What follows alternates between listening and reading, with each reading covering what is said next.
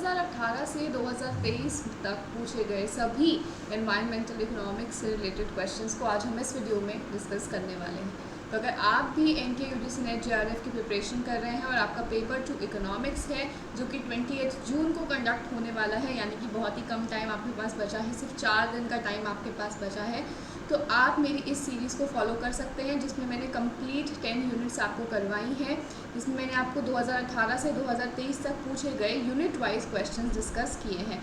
तो सभी वीडियोस का लिंक जो है आपको नीचे डिस्क्रिप्शन बॉक्स में मिल जाएगा, तो उन्हें आप चेकआउट कर सकते हैं after watching this particular video. तो ये वीडियो तो आपकी एनवायरमेंटल इकोनॉमिक्स से रिलेटेड है, तो बिल्कुल भी देरी नहीं करते हैं, आगे बढ़ते हैं और देखते हैं कि एनवायरमेंटल इकोनॉमिक्स से रिलेटेड क्या क्या क्वेश्चंस पूछे गए हैं। ओके, सबसे पहले हम बात करेंगे दिसंबर 2022 शिफ्ट 1 की, ठीक है, यानी कि जो आपका अभी लेटेस्ट पेपर हुआ था 2023 में, वो वाला पेपर है। इसका शिफ्ट 1 हम पहले डिस्कस करेंगे, then we will move toward shift 2। तो एक चीज़ मैं आपको पहले बता देती हूँ कि जो एनवायरमेंटल इकोनॉमिक्स का पोर्शन है वो आपके 2020 के बाद ज़्यादा इम्पॉर्टेंट हुआ है, ठीक है। तो 2020 तक इतना ज़्यादा उसमें से क्वेश्चंस नहीं आते थे, कभी एक क्वेश्चन आ गया, कभी 2 क्वेश्चन आ गए, ठीक है। सो ऐसे ही क्वेश्चंस आपको पूछे जाते थे, लेकिन 2020 के बाद यानी कि 21 और 22 के अंदर आपको ज़्यादा क्वेश्चंस पूछे गए हैं। बहुत ज़्यादा नहीं पूछे गए, पर 4 से 5 क्वेश्चंस आपको पूछे गए हैं, पहले की तरह 0, 1 या 2 क्वेश्चंस नहीं, ठीक है। तो यानी कि अब एनवायरमेंटल इकोनॉमिक्स के ऊपर भी आपको ध्यान देना पड़ेगा, तो इसीलिए मैं आपके लिए ये वाली सीरीज़ लेकर आई हूँ जिससे आपको आइडिया हो जाए किस तरीके के क्वेश्चंस आते हैं एनवायरमेंटल इकोनॉमिक्स में से। ओके, चलिए, सो फर्स्ट क्वेश्चन है आपके सामने, which of the following criteria is used to जज the performance of instruments for environmental policy. आपसे पूछा गया है कि किस क्राइटेरिया को हम फॉलो करते हैं देखने के लिए कि जो हमारी एनवायरमेंटल पॉलिसी में हमने इंस्ट्रूमेंट्स यूज़ किए उनकी परफॉर्मेंस कैसी है, ठीक है। सबसे पहला है ensuring that for each firm the marginal abatement cost is equals to the marginal damage from the pollution, ठीक है। तो पोल्यूशन से होने वाली आपकी क्या कॉस्ट है और क्या आपके जो आपके मार्जिनल डैमेज हो रहे हैं पोल्यूशन के, और आपकी क्या मार्जिनल अबेटमेंट कॉस्ट है, इनको आपको ध्यान देना पड़ता है हर फर्म के लिए। So this is right. Next, achieving equality of marginal abatement cost across the polluters. जितने भी आपके पोल्यूटर्स हैं उन सब की मार्जिनल अबेटमेंट कॉस्ट में इक्वालिटी लेकर आना। So this is also right. Minimizing the total cost of the externality to the society. Society को जो भी आपकी एक्सटर्नैलिटी है, नेगेटिव एक्सटर्नैलिटी है, फॉर एग्जाम्पल पोल्यूशन है, उसका जो भी कॉस्ट इनकर हो रही है सोसाइटी के ऊपर, उसको हमें मिनिमाइज करना है अपने प्रोजेक्ट को लेकर आकर, ठीक है। So this is also right. So all of the above are right options, ठीक है। सो यानी कि आपसे अब पूछा गया है कि एनवायरमेंटल पॉलिसी जब हम प्रिपेयर करते हैं तो किन किन चीज़ों का हम ध्यान रखते हैं, तो इन सब चीज़ों का हम ध्यान रखते हैं। Okay, next question, consider a competitive polluting industry, ठीक है। आपकी एक पोल्यूटिंग इंडस्ट्री है जो कि कम्पिटिटिव मार्केट के अंदर है, यानी कि परफेक्ट कॉम्पिटिशन के अंदर है, विद आइडेंटिकल फर्म्स है और फ्री एंट्री एंड एग्जिट है वहाँ पर। If the regulator sets an emission cap for each firm, ठीक है, जो रेगुलेटर है फॉर एग्जांपल गवर्नमेंट है, वो एमिशन कैप लगा देते हैं, यानी कि आप कितना एमिशंस कर सकते हैं अपने पोल्यूशन के, equal to the socially optimal long run level पर फर्म, ठीक है। कितना उन्होंने एमिशन कैप लगाई है, जितना socially optimal long run level है फर्म का, ठीक है। Which of the following will characterize the long run impact of such an environmental policy? आपको बताना है कि ऐसी कौन कौन से कैरेक्टरिस्टिक्स हैं इस तरीके की आपकी एनवायरमेंटल पॉलिसी के, ठीक है। ओके, तो हम देखते हैं अब इसको। The industry size will be larger than the social optimum. Yes, आपका जो इंडस्ट्री का साइज होगा, जो आपकी टोटल कंपेटिटिव इंडस्ट्री है जिसके अंदर जितनी भी फर्म्स हैं, they will be large in size, ठीक है, सोशल ऑप्टिमम से ज़्यादा लार्ज होंगे। Output produce by each firm will be less than the socially optimal. Yes, आपका जो सोशल ऑप्टिमल लेवल है उससे लेस होगा आपका output. Industry size will be smaller, no it will be larger than the social optimal. Output produce will be larger, no it will be smaller than the social output. अब देखो आपको क्या चीज़ ध्यान रखनी है, इंडस्ट्री साइज, ठीक है, एक तो इंडस्ट्री साइज और दूसरा आपको ध्यान रखना है आउटपुट प्रोड्यूस्ड, ठीक है। तो जो इंडस्ट्री का साइज होगा वो तो होगा larger than the social optimal, ठीक है, सोशल ऑप्टिमल से लार्जर होगा, सोशल ऑप्टिमल से लार्जर होगा। आउटपुट जो होगा, output will be lesser than the social optimal, ठीक है। चलो, total output and total pollution are greater than the social optimum. बिल्कुल ठीक है, आपका टोटल आउटपुट आपका निकल कर आएगा और जो आपका टोटल पोल्यूशन है वो आपके सोशल ऑप्टिमल से ज़्यादा होंगे। So answer will be A B and E, A B and E, fourth option. Okay, चलिए आगे बढ़ते हैं।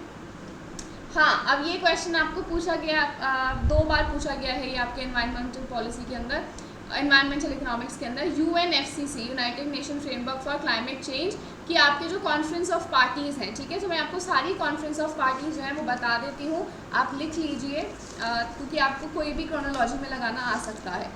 चलो, सो आपका COP3, ठीक है, कॉन्फ्रेंस ऑफ पार्टी 3 जो इम्पॉर्टेंट है वहाँ से बता रही हूँ, 4, 5, 6, 7, 8, 9, 10, 11, 12, 13, 14, 15, 16, 17, 18, 19, 20, 21, 22, 23, 24, 25, 26, 27, ठीक है।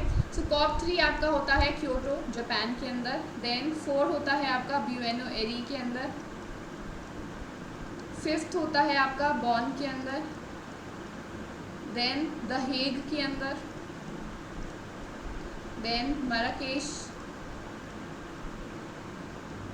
Then New Delhi. Then Milan में होता है आपका। Then again Buenos Aires. Then Montreal. Then Nairobi.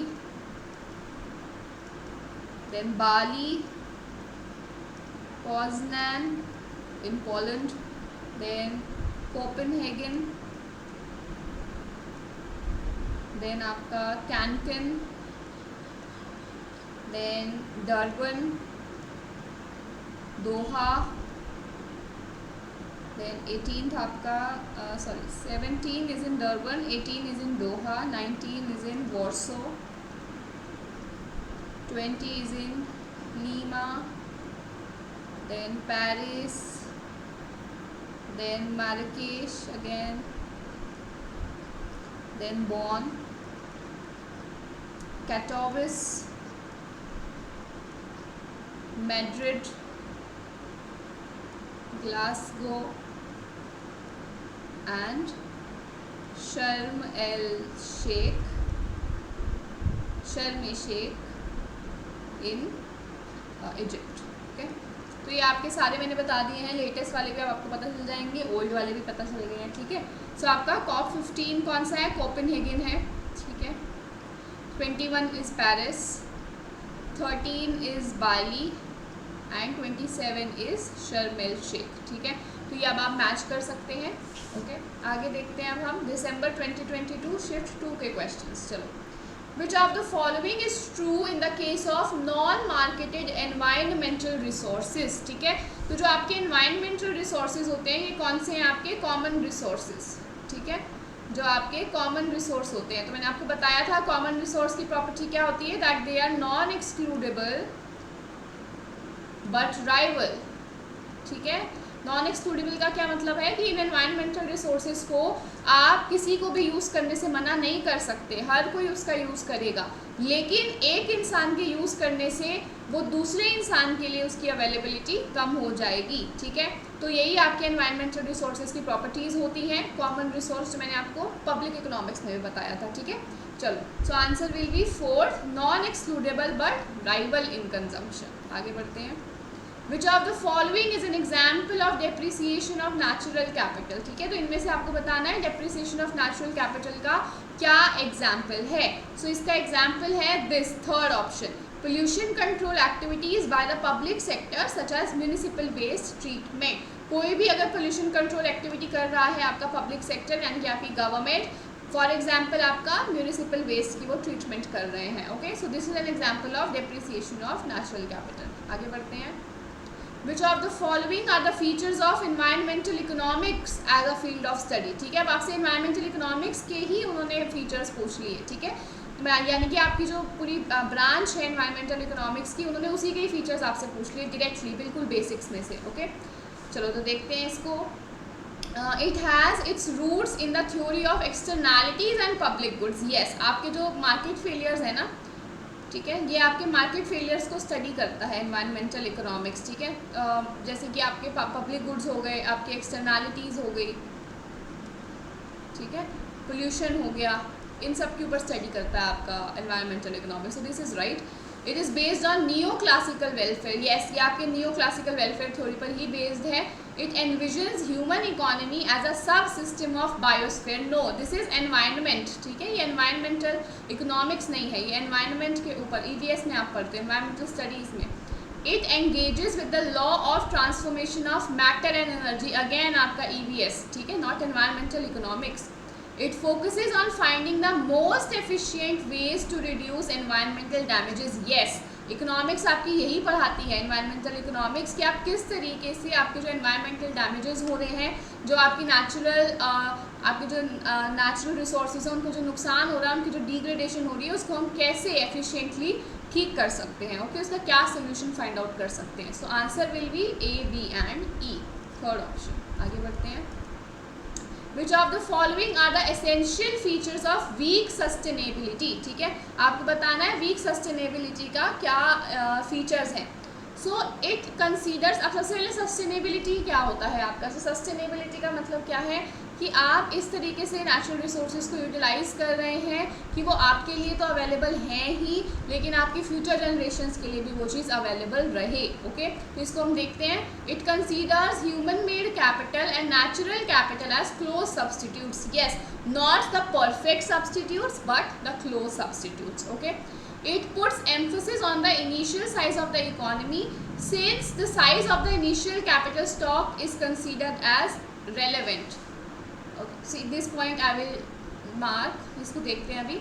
It requires from each generation to ensure that their actions do not compromise the productive capacity of the generations to follow. This is right.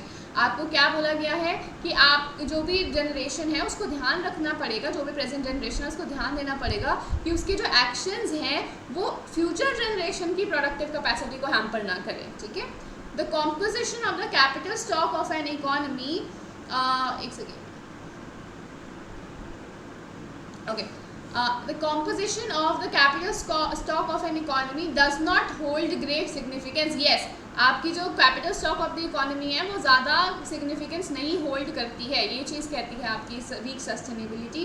It renders natural capital as an absolute necessity for sustaining. No, national income को sustain करने के लिए natural capital के बारे में इन्होंने ऐसा कुछ भी नहीं कहा है। So this is wrong.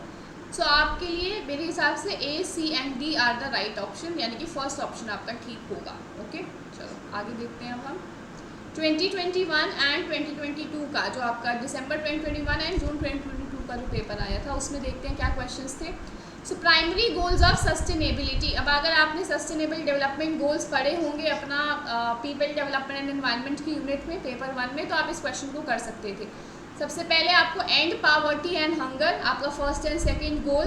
Better standard of education and health care, ठीक है, ये आपका गोल नंबर 3 एंड 4 हो गया।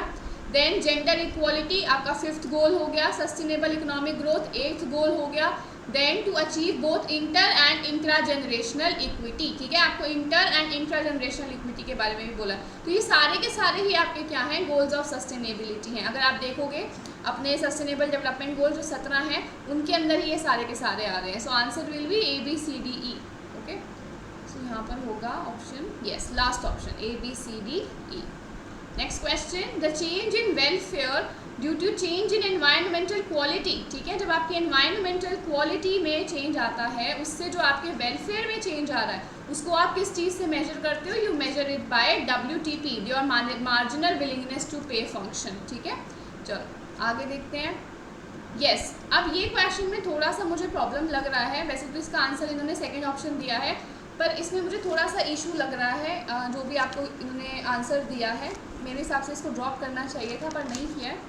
सो लेट्स सी, मैं आपको सारा इसके ईयर्स बता देती हूँ, क्या क्या ईयर्स हैं इनके।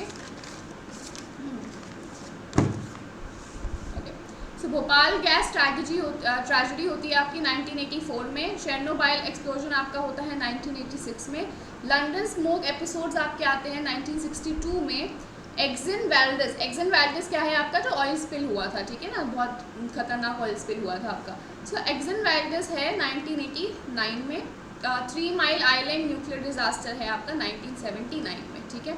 तो ये इसके ईयर हैं, तो इसके अकॉर्डिंगली आपका आंसर क्या बैठना चाहिए था, that see, then A B D, sorry A, okay let me see, मैंने कुछ शायद गलत कर दिया, सी ई ए बी डी, अच्छा ठीक है, सी ई ए बी डी ठीक है आंसर है। मैंने उस टाइम शायद जब चेक कर रही थी मैं, इसमें मुझे लगा कि शायद गलत इन्होंने ऑर्डर दे रखा है, पर ठीक दे रखा है, सी ई ए बी डी, ठीक है, no problem in this question. चलो आगे बढ़ते हैं।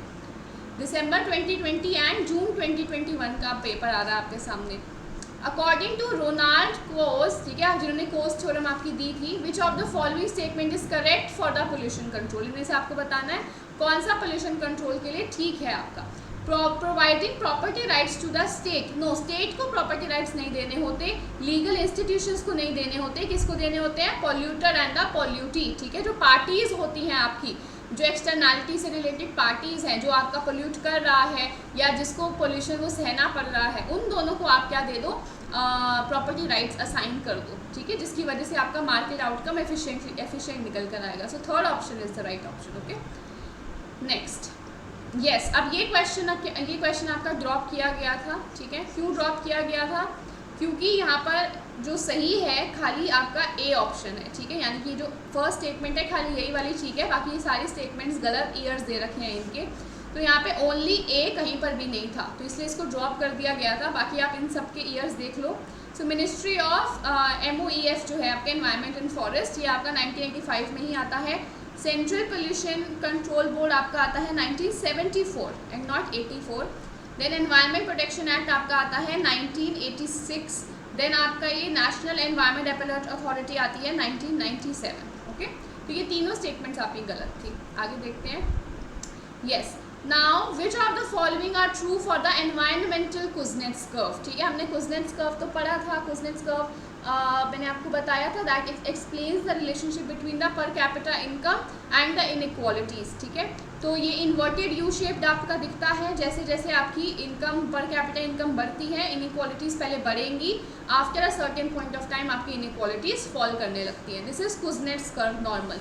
एनवायरमेंटल कुज़नेट्स कर्व क्या कहता है, so the relationship between income and environmental damage take the shape of inverted U, ठीक है। तो जैसे जैसे आपकी इनकम और एनवायरमेंटल डैमेज के बीच में रिलेशनशिप दिखाता है आपका सबसे पहले एनवायरमेंटल कुज़नेट्स कर्व, वहाँ पे क्या दिखाता था, इनकम और इनकम इनइक्वालिटीज़, ठीक है, income inequalities, per capita income और इनकम इनइक्वालिटीज़, यहाँ पे इनकम और एनवायरमेंटल डैमेज के बीच में रिलेशनशिप दिखाता है। और कैसा दिखता है कर्व, वैसा ही दिखता है, inverted U shape. So this is right. It is applicable in the case of irreversible, no, it is applicable in the case of reversible environmental damage. This is wrong. EKC holds true for global pollutants, no, this is wrong. EKC hypothesis intends to represent a long term relationship between economic growth and pollution. बिल्कुल, pollution और economic growth के बीच में आपका एक long term relationship बताता है। तो क्या दिखा रहा है वो, सिंपली कि जैसे जैसे आपकी इकोनॉमी ग्रो करती है ना, तो आपकी इकोनॉमी में पोल्यूशन इंक्रीज करता है, ठीक है। And after reaching a certain level of income या after reaching a certain level of economic growth, जब आप और ज़्यादा ग्रो करेंगे, इनकम लेवल बढ़ेगा, तो आप अपने पोल्यूशन को भी कम करने लगेंगे, धीरे धीरे आप अपने एनवायरमेंटल डिग्रेडेशन के ऊपर फोकस करने लगेंगे। तो ये कहता है आपका environmental Kuznets curve. So your A and D statements are right, second option. आगे देखते हैं। Which of the following statements are correct for environmental evaluation, ठीक है, environmental evaluation के लिए कौन सी statements आपकी ठीक है। So travel cost method measures the recreational values of environmental resources, बिल्कुल ठीक है, ठीक है। तो आपका तीन आपके मेथड्स होते हैं environmental resources की वैल्यू पता करने के लिए। एक आपका है travel cost method, एक है आपका hedonic price method और एक है आपका replacement cost method, ठीक है। तो ये तीनों मेथड्स आपके यूज़ होते हैं एनवायरमेंटल प्रॉपर्टी का प्राइस पता करने के लिए, ठीक है।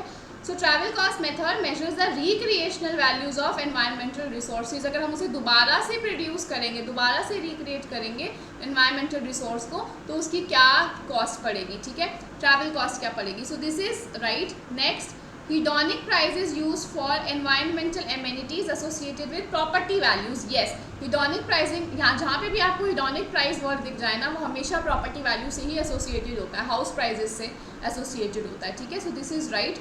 Replacement cost method is used by substituting natural with man-made equipment. So this is also right. Replacement cost method में आप क्या करते हो, natural resources को replace कर देते हो with man-made equipments. Defensive expenditure deals with preventive measures. So this is also right. जो आपका डिफेंसिव एक्सपेंडिचर्स होते हैं वो प्रिवेंटिव मेजर्स के साथ डील करते हैं. So all the statements are right, A B C and D. Fourth option. Next. हाँ, अब ये क्वेश्चन आपका आ गया है, ये नया क्वेश्चन था. This was a new question.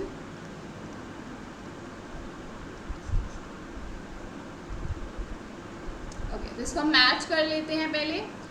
This is request value, then this is option value, then this is use value. I think yes, this is use value, then this is indirect use value. चलो अब देखते हैं ये दिया क्या हुआ है आपको. पहले मैंने मैच कर दिया ताकि कोई गलती ना हो.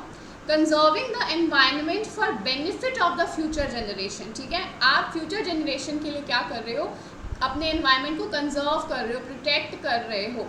तो वो क्या है, this is bequest value. Okay, search for alternate fuels is necessary because traditional source are non renewable. तो आप एक ऑप्शन फाइंड आउट करने जा रहे हो. ठीक है, आपके ऑल्टरनेटिव ऑप्शंस की क्या वैल्यू है ये आप पता कर रहे हो. ठीक है, wood from the forest is useful as timber. तो यहाँ पे आप यूज वैल्यू आ रही है आपकी सिंपली. ठीक है, आपका जो वुड है वो टिम्बर बनाने के लिए यूज़ होता है. Insects are important as the help in pollination. ठीक है, अब ये यूज़ में तो आ रहे हैं लेकिन इनडायरेक्ट यूज़ कर रहे हैं हमारे इंसेक्ट्स. डायरेक्टली किसी चीज़ में कन्वर्ट नहीं हो रहे लेकिन हमें वो हेल्प कर रहे हैं पॉलिनेशन के लिए. ठीक है, so this is indirect use value. So answer आपका बैठेगा यहाँ पर 3, 2, 4, 1. 3, 2, 4, 1. 3, 2, 4, 1.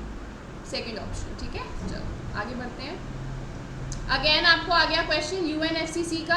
तो यहाँ पर भी आप पता लगा सकते हो आपकी कौन कौन सी हैं. यहाँ पे आप ईयर्स देख सकते हो. COP 1 कौन सा है और COP 2 कौन सा है, COP 3 कौन सा है. आप अपने आप इस क्वेश्चन को कर लीजिएगा. ठीक है, सो जून 2020 एक ऐसा पेपर है आपका जिसमें कोई भी क्वेश्चन नहीं पूछा गया था एनवायरमेंटल इकोनॉमिक्स में से. जी हाँ, 2020 में पूछा ही नहीं गया आपसे एनवायरमेंटल इकोनॉमिक्स पे क्वेश्चन. इसीलिए मैंने कहा आपको कि 2020 से पहले एनवायरमेंटल इकोनॉमिक्स इतना इम्पॉर्टेंट नहीं था.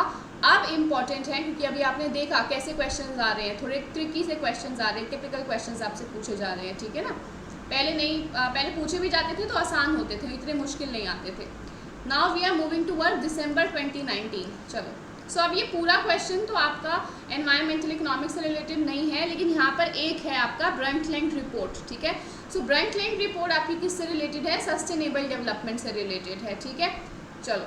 देन आपकी रोनाल्ड कॉस्ट की है आपकी transaction cost theory. Then Cannan की है आपकी एक सेकेंड, डेमोग्राफिक ट्रांजिशन, ऑप्टिमम, एक सेकेंड,